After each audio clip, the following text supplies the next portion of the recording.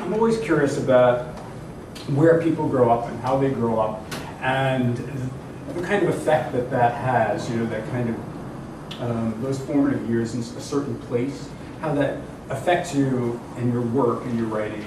And so I wanted to start with that. I grew up in Fife, in the east coast of Scotland. And Fife is an interesting place, the Kingdom of Fife we call it. And it's separated really from the rest of Scotland by the Firth of Tay to the north and the Firth of Forth to the south. Before we got the road bridges connecting it in the 1960s, it was quite difficult to get to Fife. You had to make an effort, and most people frankly didn't, unless they were coming to play golf at St Andrews. St Andrews, incidentally, is not actually in Scotland. It's actually in England, but it just happens geographically to be in Fife. But it's not really part of Scotland. Really?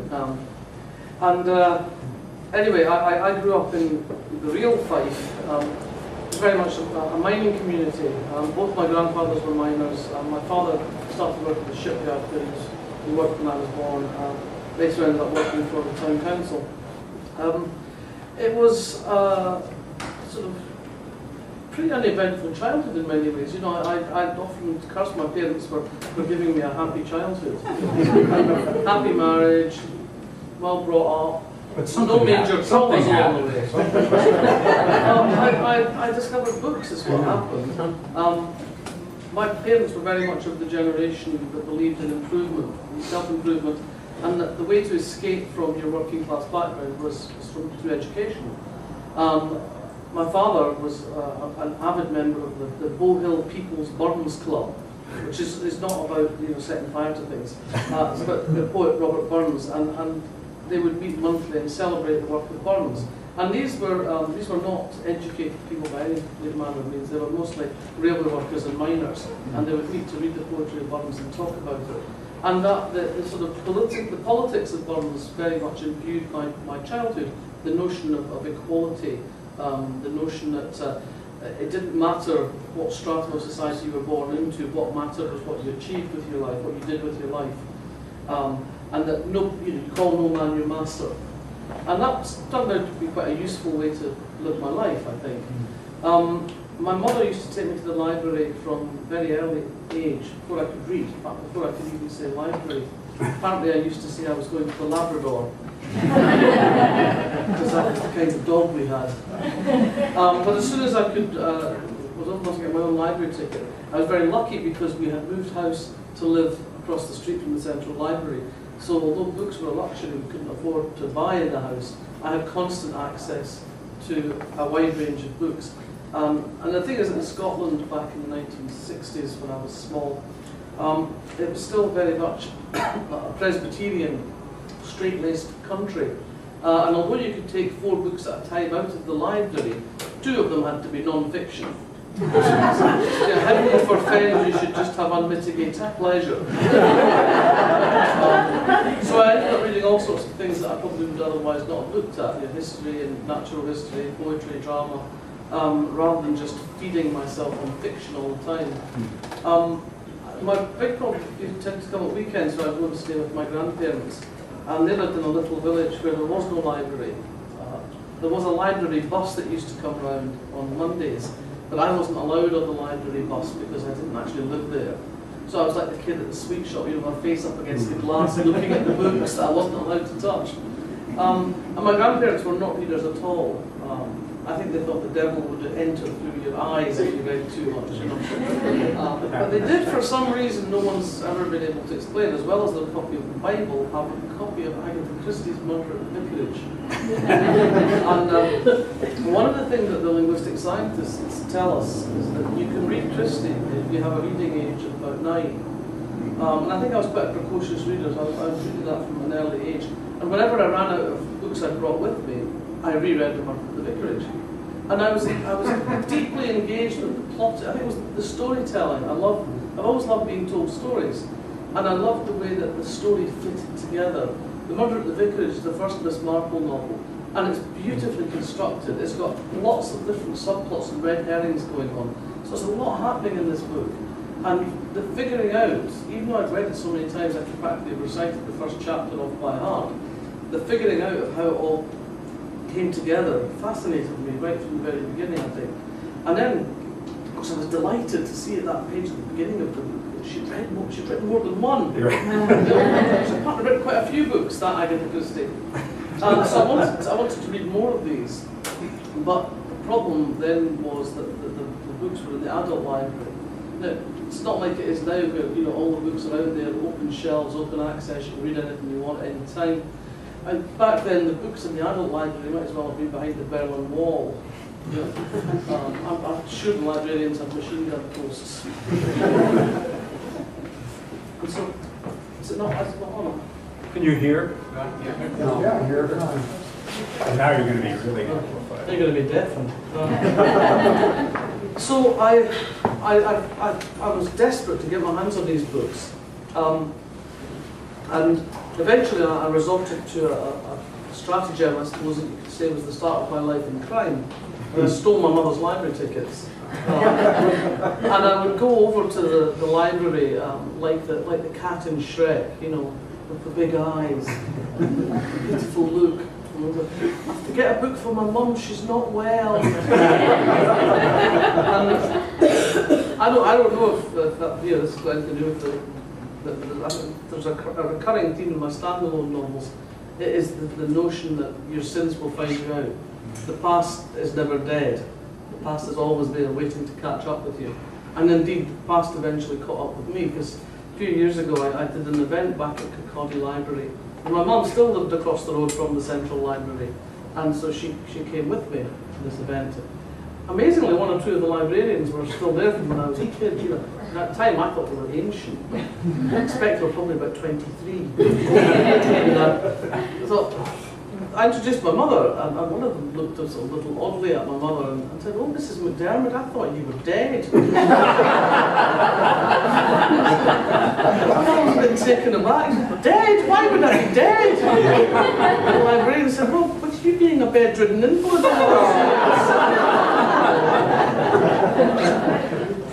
So that was my life. I mean, I got I went to the local school. I got sent to high school a year early because the education committee in Fife was doing an experiment to see what would happen if you took the brightest kids from primary schools a year early and sent them to high school.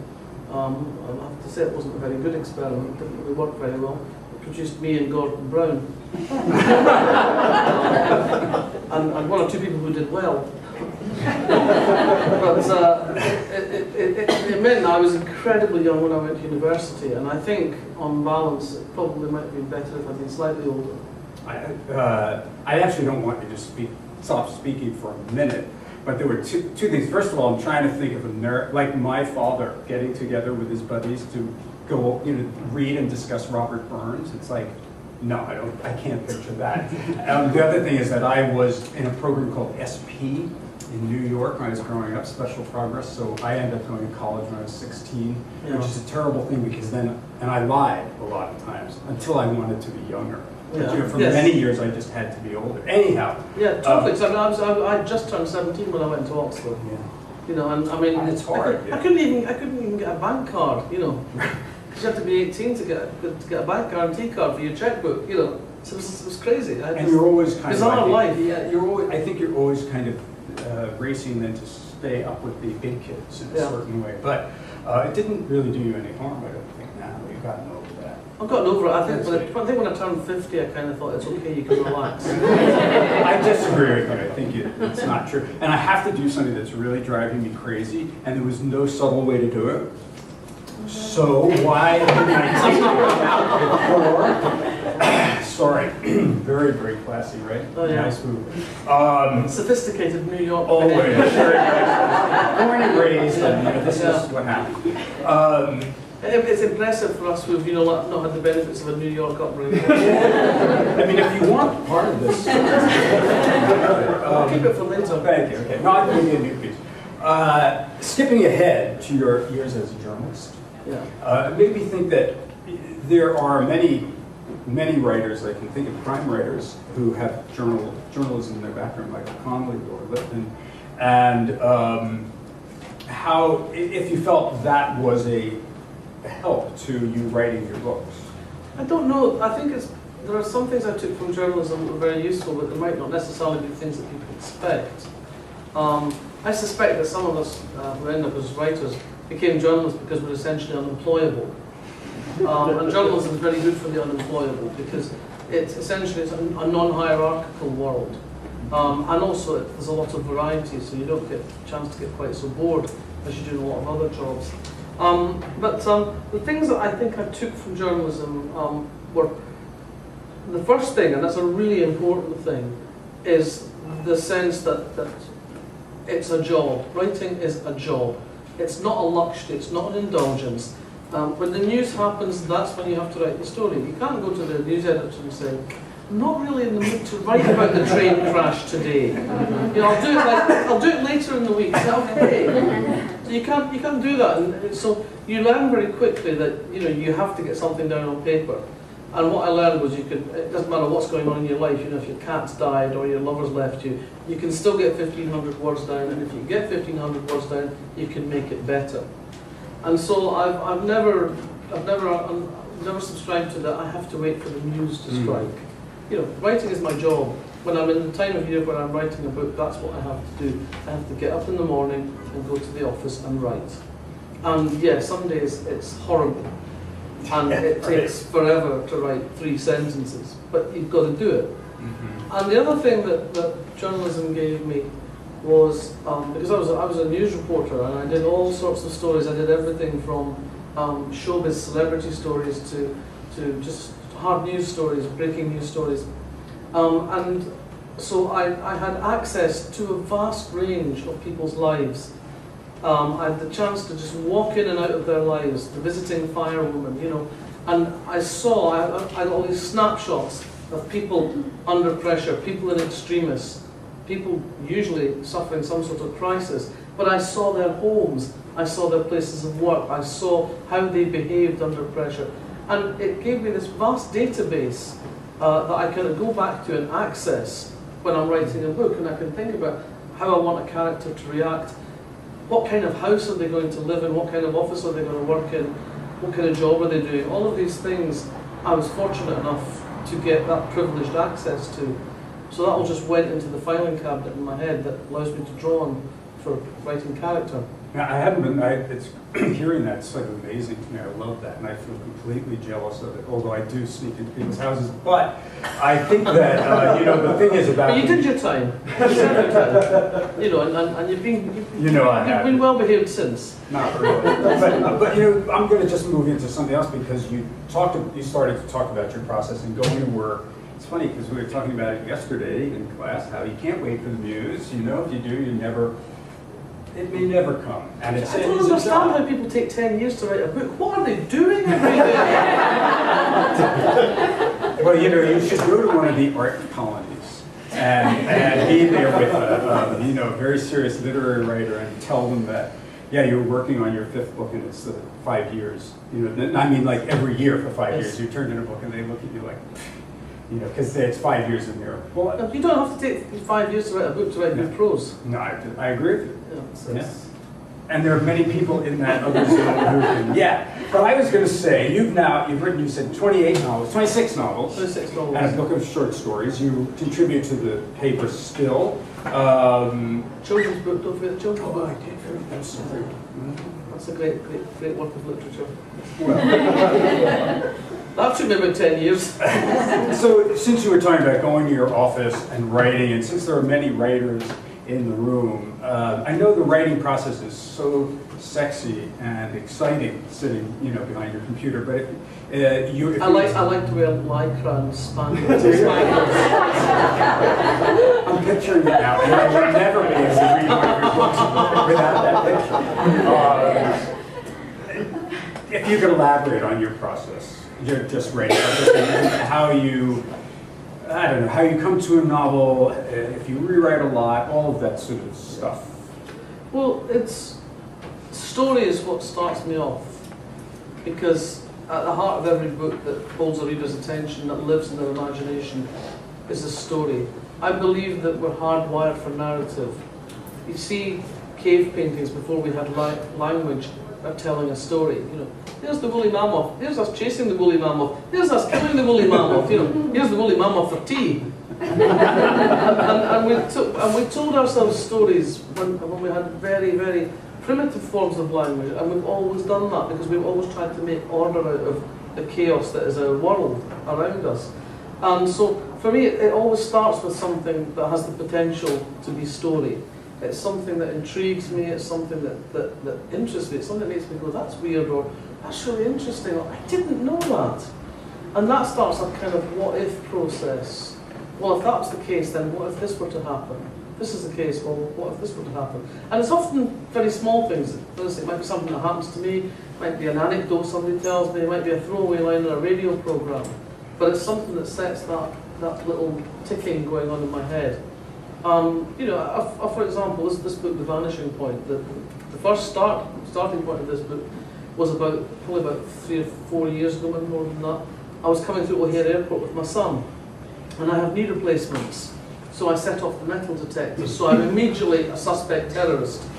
But at O'Hare, the system they had up until just last year, when they put the rapid scan machines in, was that if you set the thing off and there wasn't a member of staff who could drag herself away from a conversation about last night with a boyfriend, with a colleague, you were put into this kind of perspex pen in the middle of the security area to await the attentions of somebody who's going to pat you down and indeed pat you up and warned you to see if you really were a terrorist or just a middle-aged broad with fake knees. But you're not allowed. I was travelling with my son, and he was about 6 or 7, and you're not allowed to take your child in the box with you. So your child is abandoned essentially in a public area while you're standing there waiting for somebody from the security team to get around to dealing with you.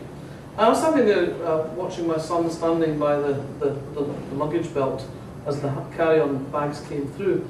And because I have a nasty, devious, twisted mind, I'm thinking, I wonder what would happen if somebody just walked up now and took him by the hand and walked away with him. And that was the starting point for the starting point of the book, where precisely that happens, and the consequences are pretty dire for everyone concerned. But that's the sort of thing that will set me going, that will set me thinking, what can I do with this? What can I make of this? How can I turn this around so that the everyday or something that I don't know about suddenly becomes something else? So it starts with story. Very early on in that story process, I know whether it's something that's going to sit with one of my series characters or if it's not. And if it's not going to sit with them, then it's going to be a standalone. And I alternate series and standalone. I alternate series because I get bored writing the same characters back to back. I discovered this when I finally gave up the day job. And I was writing 2 Kate Brannigan books back to back, and it was about halfway through the second one, and I just hated this woman. I got up every morning and like, I hate you, bitch. Really annoying me. And it wasn't the character I was having the issue with, it was the boredom factor. I'd just spent too long in one place. That's what I was going to ask you, like, why 3 series and why series versus non-series, but you're answering it. So. Because I'm a Gemini, Gemini rising, and I get bored very easily. And so, if it's a standalone, if it's a series, if it's going to be a series novel, what I've got is a nexus of characters already in existence, and they have capabilities and they have limitations. They have ways of behaving. So like Tony Hill isn't suddenly going to turn into an action hero. He's not suddenly going to be played by Tom Cruise in a movie. He's busy playing Reacher. He's busy, yeah. He's busy doing other things. Yeah. But you have to make the story work in terms of what your characters historically can do, and the burdens they carry forward from their history into the next book. The standalone, however, doesn't have any of those limitations. The standalone, I can let the story run wild in my head. I can start thinking about all the possible places I can take this story. Nothing is off limits in the first stages until I start to think of how it's actually going to work as a story. And then when I get those first senses of how that story is going to work, then I have to start asking myself, whose story is it? Who are these people? And why are they behaving the way they're behaving? Why are they doing this and not that? What is it in their history, their personality, that causes them to respond in one particular way rather than another? And so, from that point on, really, both kinds of book form in the same sort of way. It's a sort of biofeedback loop between story and character, because one informs the other, until gradually I can feel this kind of shape starting to take place, and it's a story and it's people, and I start to hear their voices in my head and I start to have conversations with them. And luckily I write it down, because otherwise I'd be in the rubber room, existing in this world where I am God. Nothing happens without my say-so.